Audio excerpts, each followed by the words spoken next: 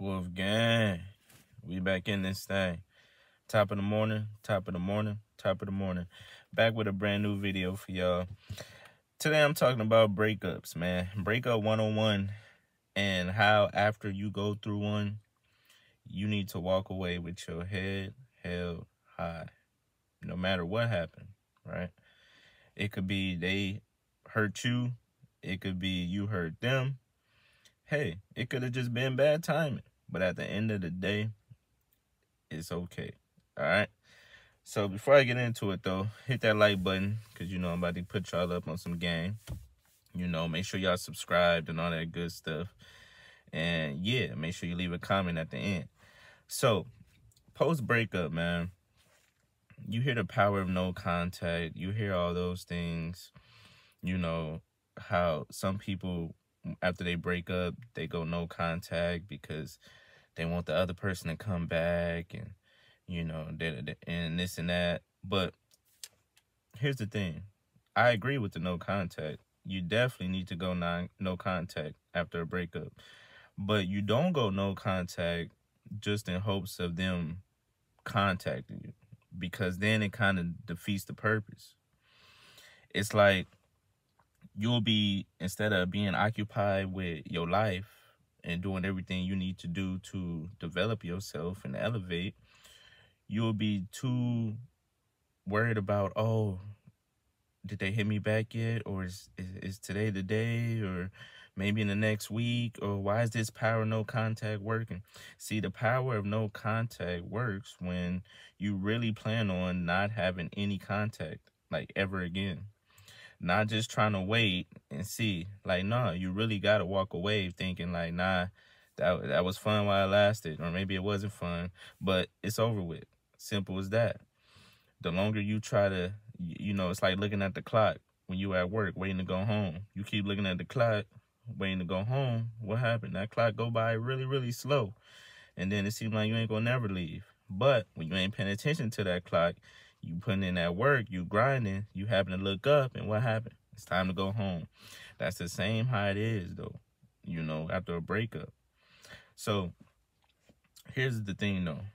You always want to walk away with your head held high, right?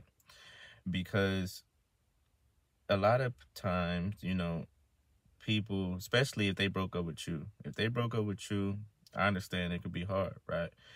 But you got to realize something. You always got to think like, you know what? I'm the prize. It's their loss, not yours. Maybe they couldn't handle it.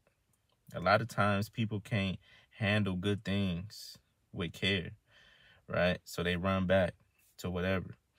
But maybe they just couldn't handle you, right? Maybe you was too good to them. As crazy as that sound, people will leave you if you too good to them because they just don't know how to deal with it. But one thing you never want to do is be begging a person, baby, please, what happened? What can I do to change? Give me another chance. That's one thing you don't want to do, because that's going to make them run away even faster from you. Because if you do that, then subconsciously you're operating out of a mindset of lack, right? Instead of being abundant. And you're showing them that they're above you, right? You're showing them that you put them on a pedestal and you're not worthy of them. So they're going to leave regardless. That's why after a breakup, it's better to just, hey, get back to the most important relationship, which is the one with you, right? And you take it as a sign to keep improving.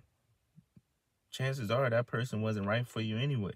So now you get to improve until that right person come in your life. But in order for something new to come in, you got to let go of the old stuff. That's why you got to walk away with your head held high. And I mean walk away willingly.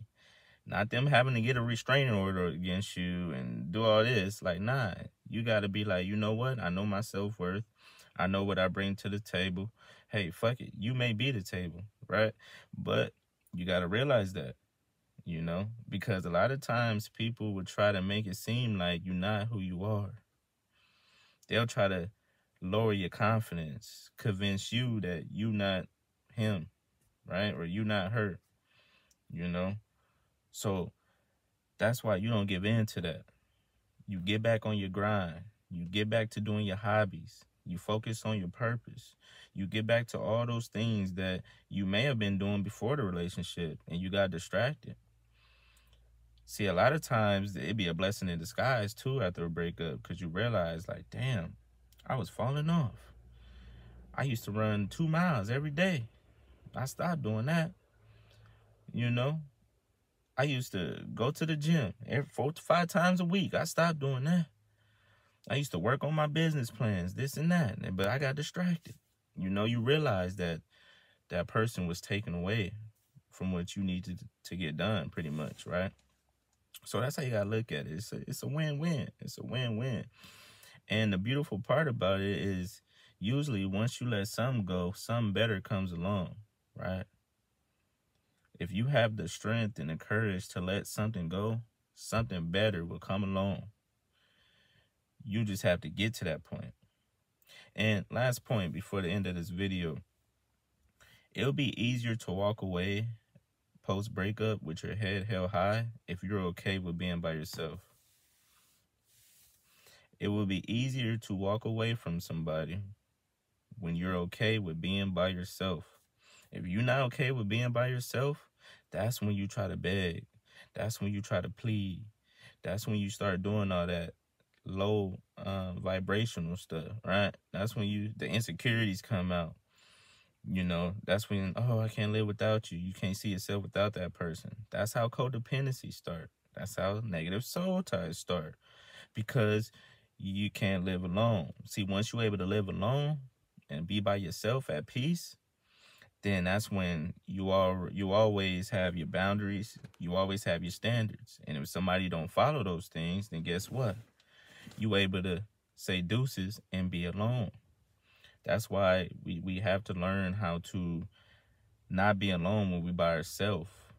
You know, if you alone when you by yourself, you in bad company.